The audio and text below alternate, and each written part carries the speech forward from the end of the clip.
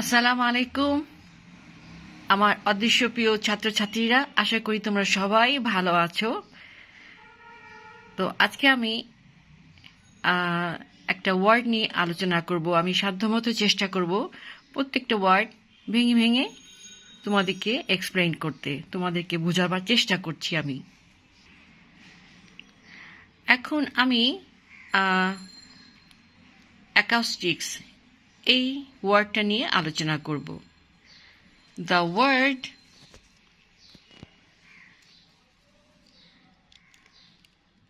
The word acoustics is, আমার চারটা option থাকবে: A noun, B verb, C adjective, D none of them. অ্যান্সারটা হবে নাউন। আমরা কি করে বুঝবো যে এটা নাউন? আমি প্রত্যেকটা ভিডিওতেই কিন্তু ছোট ছোট টিপস দিয়ে দিই, যেটা তোমরা দেখলে বুঝতে পারবে। কোনো সময় অপচয় না করি তোমরা 1 সেকেন্ডে বলে দিতে পারবে যে হ্যাঁ এটা নাউন। তো আজকের যে শব্দটা নিয়ে আমি আলোচনা করছি সেটা হচ্ছে অ্যাকাউস্টিক্স। অ্যাকাউস্টিক্স হচ্ছে নাউন। এটা হচ্ছে ICS। আমি সব সময় বলি যে কোনো ওয়ার্ডের শেষে যদি ICS দেখো, এটা একটা হচ্ছে সাফিক্স। তো এই সাফিক্সটা যখন কোনো ওয়ার্ডের শেষে দেখবে তখন অবশ্যই বুঝবে যে এটা নাউন। নাউন চেনার সহজ উপায়। নাউন কাকে বলবো?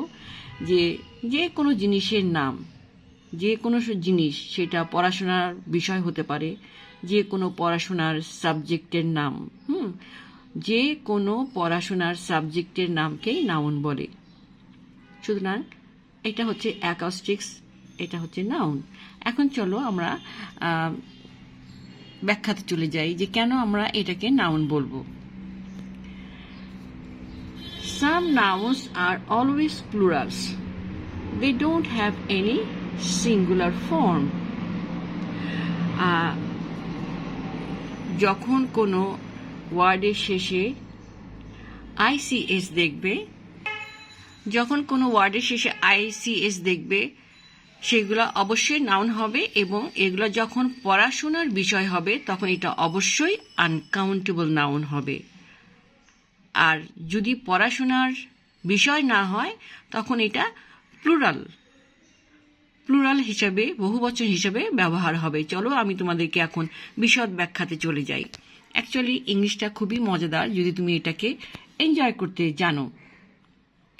এখন দেখো লেখা আছে, some nouns are always plurals, they don't have any singular form. ICS suffix in nouns. হ্যাঁ, যে সমস্ত ওয়ার্ডের শেষে ICS দেখবে সেগুলো অবশ্যই নাউন হবে। এখন কিছু কিছু ওয়ার্ড আছে যেগুলোর শেষে ICS আছে কিন্তু এগুলা অলওয়েজ প্লুরাল হিসাবে ব্যবহৃত হয়। যেমন ধরো, here is a list of words of plural nouns. এখানে আমি মাত্র 2টা এক্সাম্পল দিয়েছি, আরও এক্সাম্পল আছে, আমি নেক্সট ভিডিওতে তোমাদের শেয়ার করব ইনশাআল্লাহ। তো এখানে দেখো অ্যাকাউস্টিক্স, এটা যখন পড়াশোনার সাবজেক্ট হয়ে যাবে, পলিটিক্স, তুমি যখন ইউনিভার্সিটিতে পড়বে, তোমাকে যদি কেউ জিজ্ঞেস করে তুমি কোন সাবজেক্টে পড়ছো, কেউ হয়তো বলবে যে আমি পলিটিক্সে পড়ছি, কেউ হয়তো বলবে আমি অ্যাকাউস্টিক্সে পড়ছি। অর্থাৎ এগুলো এক একটা বিষয়, পড়াশোনার বিষয়। তখন এগুলা আনকাউন্টেবল নাউন হয়ে যাবে, এগুলো কখনই প্লুরাল অর্থাৎ বহুবচন হবে না। কিন্তু যখন এগুলো পড়াশোনার বিষয় হবে না তখন তুমি এটাকে বহুবচন বলবে, অর্থাৎ প্লুরাল বলবে, plural noun. Is that clear? তো এটা কেমন করে বুঝবো যেটা প্লুরাল? চলো সেটার ব্যাখ্যাতে যাই। এখন দেখো অ্যাকাউস্টিক্সের মানেটা কি। অ্যাকাউস্টিক্সের মানেটা হচ্ছে the shape, design etcetera of a room or theatre that make it good or bad for carrying sound. ঠিক আছে? তো এখানে দেখো, এখানে অ্যাকাউস্টিক্স বলতে কি বোঝাচ্ছে? একটা যে কোনো রুম অথবা যে কোনো থিয়েটারের যে শেপ, ডিজাইন, এমনভাবে রুমটা বানালা, বিশাল বড় একটা বিল্ডিং বানালা, ডিজাইন করলে এমনভাবে যাতে সাউন্ডটা তুমি ঠিক হচ্ছে কিনা, ওই রুমের সাউন্ডটা তোমার ঠিক হচ্ছে কিনা, অথবা ভালো হচ্ছে কিনা, অথবা খারাপ হচ্ছে কিনা, এইটা বোঝাবার জন্যই তখন আমি এটাকে সাব পড়ার বিষয় বলবো না। এটা হচ্ছে একটা শেপের কথা বলবো, একটা ডিজাইনের কথা বলবো, যে কোনো রুমের। আমি কিন্তু টাইম টু টাইম আরও কিছু নলেজ দিব, চেষ্টা করব দিতে। যে এখানে দেখো ডিজাইন, অনেক ওয়ার্ড আছে যেগুলোর শেষে অথবা মাঝে জিএন আছে। জিএন যখন থাকবে কোনো ওয়ার্ডের শেষে অথবা মাঝে, তখন জিটা উচ্চারণ করা হবে না, এটাকে বলা হয় সাইলেন্ট লেটার। জি হচ্ছে একটা সাইলেন্ট লেটার, যেটা উচ্চারণ করা হবে না। তাহলে ডিজাইন খেয়াল করো, যেমন সাইন, ডিজাইন, হ্যাঁ, এগুলার যেটা উচ্চারণ করা হবে না, কারণ এগুলা সাইলেন্ট লেটার। আমাদের আগের ভিডিওতে দেখবে যে সাইলেন্ট লেটারের উপরে আমি অনেক ইনফরমেশন দিয়েছি, এগুলা খুবই হেল্পফুল হবে, তোমরা সময় নিয়ে ধৈর্য ধরে সেগুলি শোনো। এরপর দেখো এটসেট্রা, ইটিসি মানে ইত্যাদি ইত্যাদি। এই ইটিসি এটসেট্রা, এটার পরে তুমি, এটা হচ্ছে অ্যাব্রিভিয়েশন মানে সংক্ষিপ্ত রূপ, এটার পরে অবশ্যই তুমি একটা ফুল স্টপ দিবে। এরপরে দেখো অফ আ রুম। অফ হচ্ছে প্রিপোজিশন, প্রিপোজিশনের পরে সবসময় নাউন বসে। তো জায়গা, যে কোনো জায়গার নামকেই আমরা নাউন বলবো। তো রুম হচ্ছে একটা জায়গা, প্লেস, স্থান, ঠিক আছে। অর থিয়েটার, থিয়েটারও হচ্ছে একটা প্লেস, জায়গা, স্থান, সুতরাং এগুলো নাউন। এখন দেখো of a room or theatre, of হচ্ছে প্রিপোজিশন, এখানে দেখো রুম হচ্ছে নাউন, থিয়েটার হচ্ছে নাউন, এটা কারেক্ট।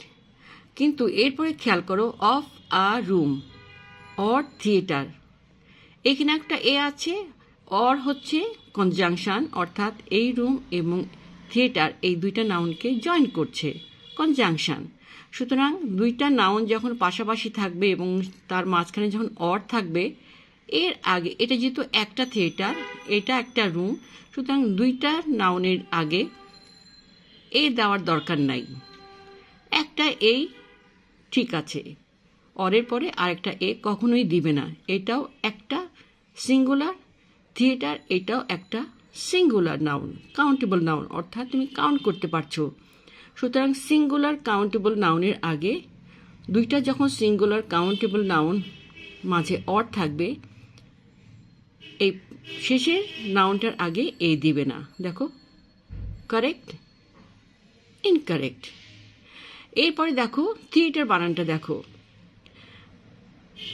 THEATRE, এটা হচ্ছে ব্রিটিশ ইংলিশ। আমাদের বাংলা ভাষায় যেমন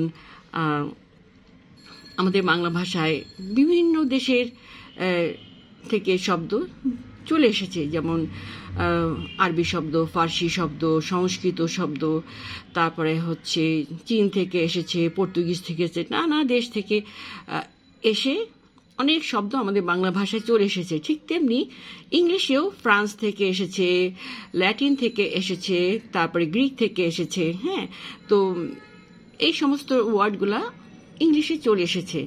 তো ঠিক সেমনি এই যে থিয়েটার বানান দেখো, দুইটা স্পেলিং আছে। আমেরিকান ইংলিশে TER আর ব্রিটিশ ইংলিশে TRE। তুমি এরকম অনেক শব্দ ইংলিশে পাবে যেগুলো শেষে TRE আছে, ওগুলা বুঝবে ওগুলা বিদেশি শব্দ ইংলিশে চলে এসেছে। আর যখন দেখবি TER তখন বুঝবে যে এটা American English, but both are correct, তুমি সবটাই ইউজ করতে পারো।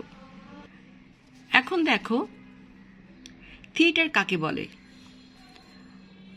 আ building or an outdoor area where plays মানে কি, নাটক, where plays and similar types of entertainment are performed। আমরা কিন্তু কি করে কারেক্ট সেন্টেন্স লিখতে হয় সেগুলোও আমি টাইম টু টাইম তোমাদের শিখিয়ে দিচ্ছি। MENT আছে, তার মানে এটা নাউন, আনকাউন্টেবল নাউন, ঠিক আছে। আর দেখো খেয়াল করো যে আমরা সবসময় কনফিউজ থাকি যে এখানে দেখো অফ হচ্ছে প্রিপোজিশন, টাইপস হচ্ছে নাউন, কত রকম। এই টাইপসটা হচ্ছে কি, এস আছে, সিঙ্গুলারে হচ্ছে টাইপ, আর প্লুরাল অর্থাৎ বহুবচনে হচ্ছে টাইপস। যখন অফ প্রিপোজিশনের আগে বহুবচন থাকবে অর্থাৎ প্লুরাল নাউন থাকবে, তারপরে ভার্বটা কিন্তু আর হয়ে যাবে। ঠিক আছে, এখন দেখো আমি আরও একটু এক্সপ্লেন করে দিচ্ছি। Are plus main verb plus ED, দেখো আর পারফর্মড, আর হচ্ছে হেল্পিং ভার্ব, পারফর্ম হচ্ছে মেইন ভার্ব, আর যখনই আর থাকবে তখনই মেইন ভার্বের সাথে ইডি যোগ করে দিবে। তাহলে আর পারফর্মড, আমরা কেন আর পারফর্মড লিখব? কারণ এটা হচ্ছে হেল্পিং ভার্ব, এবং হেল্পিং ভার্বের পরে তুমি যখনই একটা মেইন ভার্ব পাবে তার সাথে তুমি ইডি যোগ করে দিবে। এটা কিন্তু কন্টিনিউয়াস টেন্স না, এটা প্যাসিভ ফর্ম। আমি প্যাসিভ ফর্মটা, এটাই হচ্ছে প্যাসিভ ফর্ম, তো আমি নেক্সট ভিডিওতে আরও এক্সপ্লেন করে দিব। মেন্ট, ইডি, মেন্ট হচ্ছে একটা সাফিক্স, ইডি হচ্ছে একটা সাফিক্স। দেখো থিয়েটারটা দেখো, আ building or an outdoor area where plays and similar types of entertainment are performed, অর্থাৎ যদিও এটা আনকাউন্টেবল নাউন, কিন্তু তুমি ফোকাস করবে কি অফের আগে। অফের আগে যদি প্লুরাল নাউন থাকে তাহলে অফের পরে সেটা অবশ্যই আর হবে। Is that clear? এরপরে দেখো preposition plus main verb plus ING, ING হচ্ছে সাফিক্স। For preposition carry main verb, তার সাথে তুমি আইএনজি যোগ করে দিবে। যখনই তুমি প্রিপোজিশন দেখবে তারপরে যদি কোনো মেইন ভার্ব দেখো তাহলে তার সাথে তুমি অবশ্যই একটা আইএনজি যোগ করে দিবে। For carrying, for carrying. এখানে দেখো ফর ক্যারিং সাউন্ড, আমি ফর হচ্ছে প্রিপোজিশন, প্রিপোজিশনের পরে যখনই মেইন ভার্ব থাকবে তখনই তুমি চোখ বন্ধ করে একটা আইএনজি দিয়ে দিবে, তাহলে আমার সেন্টেন্সটা কারেক্ট হয়ে গেল। আমরা খুব সহজভাবে কিন্তু একটা সেন্টেন্স কারেক্ট করে লেখার তরিকাটা শিখে গেলাম। এরপরে দেখো, যেহেতু আজকে আমরা অ্যাকাউস্টিক্স শব্দটা নিয়ে আলোচনা করছি, সুতরাং তার উপরে আমি আজকে বেশি করে ফোকাস করব। The acoustics of the new concert hall are excellent. আমি বলেছি যে অ্যাকাউস্টিক্স যখন কোনো ওয়ার্ডের শেষে আইসিএস থাকবে এবং ওইটা দিয়ে যদি পড়াশোনার সাবজেক্ট না বোঝায়, পড়াশোনা যদি না বোঝায়, তাহলে এটা প্লুরাল হয়ে যাবে। সুতরাং এটা, আর এটা কোনো কিন্তু সিঙ্গুলার ফর্ম নয়। কিছু কিছু ওয়ার্ড আছে ইংলিশে যেগুলো শেষে এস আছে, এগুলো অলওয়েজ প্লুরাল, এগুলোর কোনোই সিঙ্গুলার ফর্ম নাই। The acoustics of the new concert hall, যেহেতু এটা প্লুরাল, এটাই হচ্ছে আমার সাবজেক্ট। অফ আছে, দেখো অফ হচ্ছে প্রিপোজিশন, অফের আগে যা থাকবে সেটাই হবে সাবজেক্ট অর্থাৎ প্রিপোজিশন। তাহলে অফ প্রিপোজিশনের আগে অ্যাকাউস্টিক্স হচ্ছে প্লুরাল নাউন, সুতরাং আমার ভার্বটাও হবে প্লুরাল। দেখো আর হলো, এখানে আছে ইএনটি, ইএনটি হচ্ছে সাফিক্স, এবং যখনই কোনো ওয়ার্ডের শেষে ইএনটি দেখবে সেটা অবশ্যই অ্যাডজেক্টিভ হবে। ইএনটি দিয়ে অবশ্য নাউনও হতে পারে। তুমি কি করে বুঝবে কোনটা নাউন কোনটা অ্যাডজেক্টিভ? কারণ এটা দিয়ে কোনো মানুষ অথবা জিনিস বোঝাচ্ছে না, জিনিসকে বর্ণনা করছে। যেই ওয়ার্ডগুলো বর্ণনা করে সেগুলো কি বলবো আমরা? অ্যাডজেক্টিভ। সুতরাং এখানে যেহেতু অফ প্রিপোজিশনের আগে সাবজেক্টটা হচ্ছে প্লুরাল, তাই আমার ভার্বটা হয়ে যাবে প্লুরাল। Is that clear? তাহলে কি বলছি? The acoustics of the new concert hall are excellent, অর্থাৎ যে নিউ কনসার্ট হলটা হলো তার যে শেপ ডিজাইন খুবই চমৎকার। এক্সিলেন্ট মানে হচ্ছে কি এক্সট্রিমলি গুড। এক্সিলেন্টের মানে হচ্ছে এক্সট্রিমলি গুড। দেখো, plural noun plus plural verb, acoustics are. আবার দেখো আইসিএস, এটা সাফিক্স, এটা আমি আনকাউন্টেবল নাউনের মধ্যে দেখতে পারবো। এগুলা দিয়ে এটা কখন আনকাউন্টেবল হবে? যখন এটা পড়াশোনার বিষয় হবে। যেমন ধরো, ICS occurs in uncountable nouns which refer to a subject or an area of study, অর্থাৎ পড়াশোনার বিষয়। যখনই কোনো পড়াশোনার বিষয় হবে, ওই ওয়ার্ডগুলোর শেষে যদি ICS থাকে তাহলে এটা আনকাউন্টেবল নাউন হবে এবং এইটার সাথে ভার্ব সবসময় সিঙ্গুলার ভার্ব হবে। তো এখানে দেখো, অ্যাকাউস্টিক্সের মানে হচ্ছে কি? The scientific study of sound. এটা পড়াশোনার বিষয়।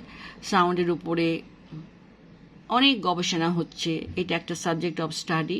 এই বিষয়টার উপরে মানুষ অনেক পড়াশোনা করছে। এখন পৃথিবীতে বহুত সাবজেক্ট আছে, সেই সাবজেক্ট নিয়ে গবেষণা হচ্ছে, পড়াশোনা হচ্ছে নামি দামি ইউনিভার্সিটিতে। তাহলে পড়াশোনার বিষয় হলেই এটা আনকাউন্টেবল নাউন হয়ে যাবে এবং তার সাথে সবসময় সিঙ্গুলার ভার্ব ইজ হবে, অ্যাকাউস্টিক্স ইজ।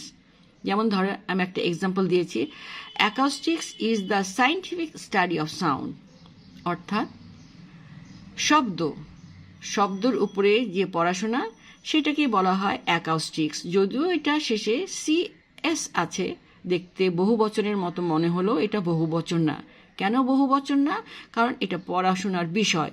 সুতরাং অ্যাকাউস্টিক্স দুইভাবে ব্যবহার হয়, যে একটা সাবজেক্ট অফ স্টাডি অর্থাৎ পড়াশোনার বিষয়, আর একটা হচ্ছে শেপ ডিজাইন বুঝায়। যখন শেপ ডিজাইন বুঝাবে তখন এটা প্লুরাল নাউন হয়ে যাবে এবং তার সাথে ভার্ব আর হবে। সুতরাং আমরা এখানে কত সহজভাবে আমরা ইংলিশ কারেক্ট করে শিখতে পারছি, সহজভাবে শিখতে পারছি। অ্যাকচুয়ালি পড়াটাকে এনজয় করতে হয়। আমরা যদি কঠিনভাবে নেই, জিনিসটা কঠিন, আর আমরা যদি সহজভাবে নেই তাহলেই কিন্তু সহজ। তবে এটা ডিপেন্ড করে কে কিভাবে বোঝাতে পারবে। যেমন ধরো, আইসি আছে, কোনো ওয়ার্ডের সাথে যদি আইসি থাকে তাহলে সেটা অ্যাডজেক্টিভ হবে, আর অ্যাডজেক্টিভের পরে সবসময় নাউন বসে। স্টাডি হচ্ছে একটা নাউন।